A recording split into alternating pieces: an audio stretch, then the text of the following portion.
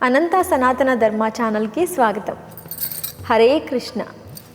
ఈరోజు నేను ఒక యథార్థ సంఘటన గురించి మీతో పంచుకోబోతున్నా. నేను రైలు ప్రయాణంలో ఓ ఊరు వెళ్తుండగా నేను కూర్చున్న బోగీలో నా సీటు కింద కాళ్ళ దగ్గర ఒక పాత నలిగిపోయిన పర్స్ కనిపించింది. దానిని పైకి తీశాను. అందులో కొద్దిపాటి నోటు, ఒక కృష్ణుడి ఫోటో తప్ప ఏమీ లేవు.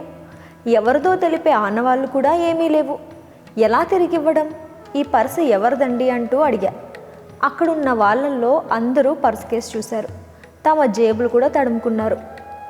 ఇంతలో పక్క బెర్తులో కూర్చొని భగవద్గీత చదువుకుంటున్న ఒక పెద్ద ఆయన నెమ్మదిగా వచ్చి అది తన పర్స్ అని చెప్పాడు. మీ పర్స్ అని నమ్మకం ఏంటి? ఏమైనా ఆనవాళ్ళు ఉంటే చెప్పండి అన్నాను. అందులో కృష్ణుడి ఫోటో ఉంటుందండి అన్నాడు ఆయన. ఆ ఒక్క ఆనవాళ్ళు చెప్తే ఎలాగండి? ఇంకా ఏదైనా చెప్పండి, మీ ఫోటో పెట్టుకోవచ్చు కదా అని అడిగాను. అప్పుడు ఆ పెద్ద ఆయన చెప్పిన సమాధానం మన అందరికీ ఒక పాఠమే. బాబు, అది చిన్నప్పుడు నాకు మా నాన్న ఇచ్చిన పర్స్. అప్పుడు నాకు మా అమ్మ నాన్న అంటే చాలా ఇష్టం.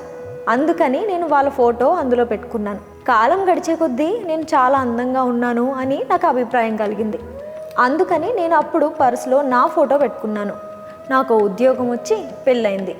నా భార్య చాలా అందగత్తె. నాకు ఆమంటే చాలా ప్రేమ. అప్పుడు ఆమె ఫోటో పర్సులో పెట్టుకునేవాడిని. ఇంకో 2 సంవత్సరాలకి నాకు కొడుకు పుట్టాడు. వాడంటే కూడా నాకు చాలా ఇష్టం. వాడి కోసం ఆఫీసు వదలగానే ఇంటికొచ్చి వాడితోనే లోకం అన్నట్లుగా గడిపేవాడిని. వాడిని భుజాల మీద మోస్తూ రోజంతా గడిపేవాడిని.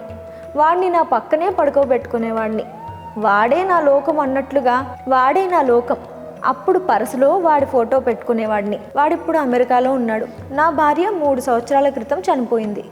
కొడుకు నన్ను మర్చిపోయాడు. నాకెవ్వరూ లేరు. ఇప్పుడు భయం వేస్తుంది. ఈ వయసులోనేగా తోడు కావాలి. అందుకని నాకు తోడుగా కృష్ణుణ్ణి పెట్టుకున్నాను. ఆయనే నాకు ఇప్పుడు తోడు. నా సంతోషానికి ఆయన సంతోషిస్తాడు. నా విచారానికి ఓదారుస్తాడు. నాతో ఎప్పుడు ఉండే ఆయనను ఎప్పుడో పర్సులో పెట్టుకోవాల్సిన నేను చాలా ఆలస్యంగా గుర్తించాను. ఇప్పుడు నేను ఆయనతో గడుపుతున్నాను.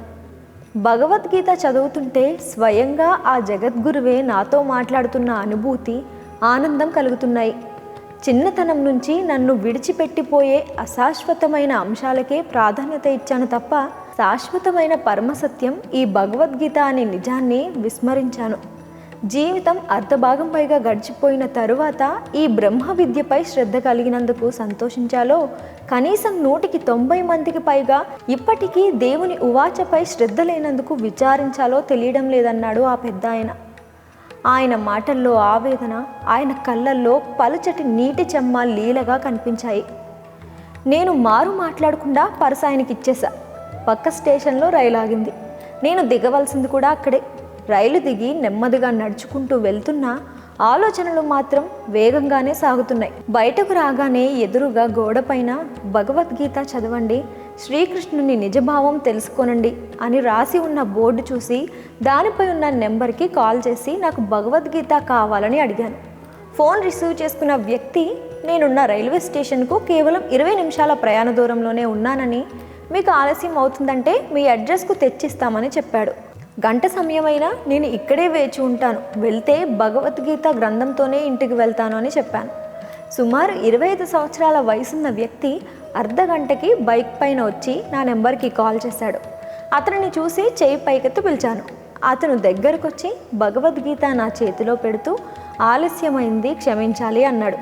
ఆ మాటల్లో మర్యాద, నిజంగానే భగవద్గీత ఇంత సంస్కారం నేర్పుతుందా అని చిరునవ్వు నవ్వి ఆ గ్రంథం యొక్క వెల చెల్లించి ఆ వ్యక్తికి కృతజ్ఞతలు చెప్పి ఆటోని పిలిచాను. ఆ పెద్దాయన చెప్పింది నిజమే. భగవద్గీత పట్టుకుని అడుగులు వేస్తుంటే స్వయంగా ఆ భగవంతుడే నా చెయ్యి పట్టుకుని నడిపిస్తున్నట్లుగా అనిపిస్తుంది. భగవంతుడు తప్ప నిన్ను కాపాడేవాడే లేడు. నిత్యం మనకు ఎన్ని పనులున్నా భగవంతుడు చెప్పిన భగవద్గీతకు కాస్త సమయం కేటాయిస్తే ఆయన మన కోసం జీవితకాలం తోడుంటాడు. ఆయన్ని అర్జునుడిలా శరణు వేడితే నీ జీవితమంతా అదే అర్జునుడికి తోడుగా ఉన్నట్టే ఉండి నిన్ను నడిపిస్తాడు. హరే కృష్ణ హరే కృష్ణ, కృష్ణ కృష్ణ హరే హరే, హరే రామ రామ రామ హరే హరే. చూశారు కదా, మనిషి పుట్టిన దగ్గర నుంచి చచ్చిపోయేంత వరకు మనిషి జీవితంలోకి చాలామంది వస్తుంటారు, పోతుంటారు. కానీ చివరి వరకు మనకి తోడుండేది భగవంతుడు ఒక్కడే. మనిషి ఎప్పటికైనా భగవంతుని గురించి తెలుసుకోవాల్సిందే, భగవంతుడి దగ్గరికి చేరుకోవాల్సిందే. మరి ఇలాంటి మరెన్నో యథార్థ సంఘటనల గురించి తెలుసుకోవడానికి మా ఛానల్ని సపోర్ట్ చేయడానికి ముందుగా సబ్స్క్రైబ్ చేసుకోండి. పక్కనే ఉన్న బెల్ ఐకాన్ని క్లిక్ చేయండి. లోకా సమస్త సుఖినో భవంతు.